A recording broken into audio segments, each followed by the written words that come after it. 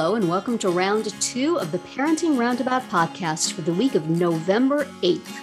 I'm Terry Morrow, and I'm here with Catherine Halecko. Hello. Usually on this podcast, we talk about parenting issues, but once a week, Catherine and I like to get together to discuss TV, movies, books, and other entertainment topics, because it's nice to talk about something other than parenting for a change. This week, we continued with our 2 half-hour streaming comedies. We are closing in on the end of the first season of each. I know Only Murders in the Building has 10 episodes. Does Ted Lasso also have 10 episodes? Yes. Wow. And Ted Lasso, of course, has a second season, but Only Murders in the Building does not, as far IMDb as I know. Thinks there is going to be a second season. I mean, I wouldn't be surprised. IMDb has already put up a 2. So. Okay. Also for Kevin Can F Himself, which I think when we discussed it, we said, really 1 season, please. And then it apparently is going to have another. Or that could just be IMDb being optimistic also. But yeah. Anyway, Ted Lasso, season 1, episode 8, The Diamond Dogs, was hilarious. Also, kind of mixed stuff. Lots of moving parts in that episode. Mm-hmm. Some sweet, some funny, some had me cackling. But the absolute most wonderful thing about it is that Ted gathered like his posse of guys to help him deal with the fact that he slept with Rebecca's friend, even though he hasn't quite processed the divorce, probably. And he calls even though the divorce is, the ink is not dry. Exactly. Yes. Divorce, so right. He's a little freaked out. And so he calls in Coach Beard and Nate and Higgins. Higgins is what makes it art. The fact that Higgins is there. This is a good episode for Higgins. Higgins was very helpful in the relationship department and also finally stood up to Rebecca. Mm-hmm. But just for the 3 of those guys giving Ted relationship advice, very wise and well thought out and perfect relationship advice, punny. And it was so charming. Mm-hmm. I loved and Higgins in casual wear. I feel like that was the first time that we've seen that from him. Yes, yes. And he was included in that. And why shouldn't he be? Because he has a very happy marriage. He's the guy you want to go to. Nate, not looking like maybe he has so much experience in the area, but still has opinions. Right. And Coach, who the heck knows? But that was wonderful. And then they brought it back for Roy. Yes. Delightful. Totally. He was like not impressed, but they gave him good advice. It worked. And he followed through on it, just like he was, not so happy to take advice from Nate in last week's episode, but he followed through on it and worked out very well. And so did it this time as well. So what a hilarious idea. I don't know why they're called the Diamond Dogs, but it's very cute. Right. I would get it more if it was a baseball team. But perhaps it is a cool name, however, to summon in these dudes. Absolutely. Yes. And there was the whole thing, the very, very satisfying bit in the bar where Rebecca's reptilian husband comes back with his new Rebecca. And we're going to call her new Rebecca. And not young. We're going to buck the tabloid trend. And he's just rubbing into her that he's had this. They went there to meet these minority owners and find out that he has bought out the minority owners. So now, or in his new wife-to-be's name. So technically he's not involved because he's not allowed to be, but, he's going to totally be involved again. And plans to sit in the owner's box right by Rebecca and badmouth her to the press and just horrible, horrible, horribleness until Ted challenges him to a game of darts, which would be if Rupert won, he would get to determine the starting lineups. And if Ted won, he would that Rupert would not be able to go near the owner's box. And I mean, anybody who has ever watched television or a movie, yes, knows where this is going. How Rupert has just lived somewhere in a shell and it does not recognize when someone is hustling you. Right. Yeah, Ted wasn't that subtle. No. It's like, oh, I'm left-handed. Yes. But I mean, just the whole thing. You wouldn't set up that bet unless you were pretty sure you would win it. Right. But it was still immensely satisfying to see him pull it off and to see him, the team has won, but Ted hasn't really had a win for a while. Mm-hmm. It was lovely to see him pull that off in true Ted style, and the story that he told while he was doing it. It was very nicely done. Yay, Ted. And the people in the bar continue to be mildly amusing. And he knows my name. Shut up. Yeah. Really buy them drinks. They'll be very happy to have you there. Mm-hmm. But so there was that. And then there was the whole Keely and Roy thing with a cameo by Jamie, by somebody pretending to be Jamie and looking like Jamie, but not talking very much like Jamie. Yeah. So apparently there's a Jamie clone out there who's been programmed to say all the right things to a woman. But, a little bit of a rocky start to their relationship, Keely and Roy, but adorably concluded. Yes. And also, in the course of that adorable conclusion, they hassle a photographer who takes a picture of them, and they get his memory card. And on that memory card, dun, dun, dun, is the picture that way back at the beginning of the season, Rebecca had taken of Keely and Ted and was going to use it to cause a big stink. And then at the last minute didn't. But now Keely found it on this card and questioned the photographer. And the jig is up, Rebecca. People know what you've been up to. Yes. So she had just sort of reverted. I think she was very happy that Ted won the darts game. And she was generally kind to people, but at the end, she told Higgins to fill up the stadium with the opposing team and seemed to be going back to her not great again ways. But now the bleep is hitting the fan for her. Right. Higgins stood up to her and walked out off the job, although presumably his membership in the Diamond Dogs will still be secure. And Keely knows now what she did and says, if you don't tell Ted, I will. So next week should be quite hot and happening. Yes. And just satisfying storytelling all the way through. And people being grown-ups and very nice. Yes, and I enjoyed the detail of Roy and his yoga friends. Yes, that was so funny. You gotta love that, and understand why he would not want to say that to anybody. But very sweet. That character just continues to get more and more enjoyable and huggable as it goes along. He would not enjoy that description. He would not want to be called huggable. After that yoga story, you did kind of want to give him a hug. Yes. So anyway, he's becoming more and more of a lovable character. I still feel like they're writing Nate to be like in his 20s. It doesn't. If he's supposed to be the same age as the actor, they're writing. Then he's. I don't know. It just seems weird to me. But you're not supposed to. If I didn't know how old the actor was, I would be fine. So, but he's sleeping in the luggage compartment. Yeah, so he doesn't miss the bus. He had a good episode too, and gives very good advice. You know what? For football and for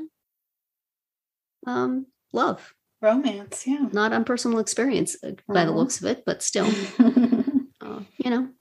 maybe he watches a lot of TV. So, anything else you want to say about that episode of Ted Lasso, which had me laughing out loud quite a lot? No, I don't think so. Well, all right, it definitely left us on a bit of a cliffhanger. It did. Well, cliffhanger for Rebecca anyway, because she's going to have to face some music next week. Yes. And hopefully she will step into the light. Yes. I don't know if leaving Sassy in Ted's room there is the last we will see of her, if she will come back to lend her support. We needed the female version of the Diamond Dogs to rough Rebecca up a little and get her into shape. Yes. But is there a third woman? Well, Keely, I mean. Yeah, I know. Well, there's Keely and Sassy, and who would be the third? Yeah, they don't have one. The lady from the bar. Oh, yeah, May. We finally found out her name is May. All right. So moving on to a very dramatic and action-packed episode of Only Murders in the Building, entitled Fan Fiction. This is also season 1, episode 8. And, last week we got a ton of exposition, which certainly made it seem like the Demases were responsible for everything. In the beginning of this episode, Mabel and Oliver get taken out of the van with the dead bodies. And rather than being, ending up in a landfill somewhere, they actually get released to go make one last episode saying, oops, we're wrong. Tim Kono committed suicide. Never mind. Y'all go back to your lives. But instead, they decide that they're going to expose the Demases. They figure out the whole plot of what happened. They bring in the police officer who sent them the phone, and they kind of strategize, and then they put out this episode, and the Demases are arrested, and it looks like they've tied this all up, of course, as we mentioned last week. Too early. It's still episode 8. Too early for that, guys. So in the end, the police officer, who has secretly been doing some testing on her own, finds out that Tim was actually poisoned, not shot, and the Demases were nowhere around at the time. So, oops, possibly. I mean, they were outside when he was shot. But they might have poisoned him. Right. They didn't address that. Yeah, it's unclear if they're completely in the clear on that, though not on the other things that they've been nabbed for. And then, just in case that would have been concluded, which it wasn't, there's another murder in the building, or so there appears to be. Or I don't know if she's dead. Yes, perhaps she will have the same fate as Oliver's dog and come back next week. Yes, This is Jan.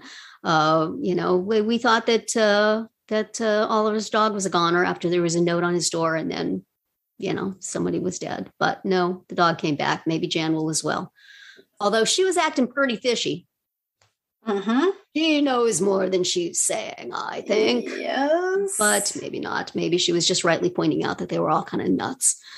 Yes. And that there was the whole thing of the fans of the show. Yes. That we're congregating outside the Arconia, and where are our fans, Catherine? Nobody is outside my house with a sign. Where are you guys? What are you doing? You could even drop a line or a comment. Not even that. These losers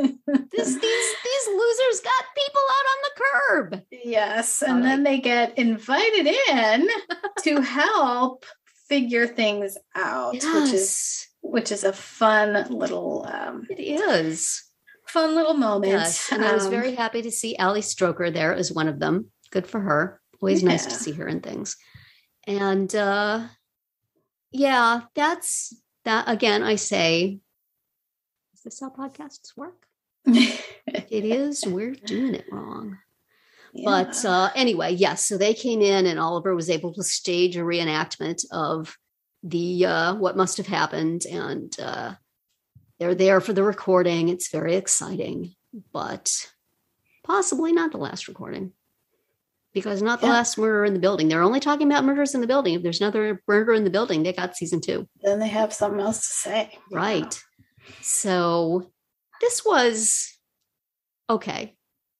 It wasn't as last week's episode, or it's not last week, because these are not, we're watching them late, and they're not, I'm not sure they were weekly. Yeah, I think they were. Okay. At the time. And the previous episode, which we discussed, was so exciting and had that novelty of having no spoken dialogue, and just came at us with so many different things. This was sort of like, okay, we're talking about the knots, but we know that cannot be. As with Rupert not knowing when he's hustled, have these people never watched a TV detective show, honestly. So wrapped up a little quickly. But clearly there is more to investigate next week and the week after that. So, right. 2 more. Yes, 2 more. This was okay. I enjoyed watching it, but so do you think that there is in fact something up with Jan and she knows something and she is either aware of the actual murderer or covering for the Demases or something?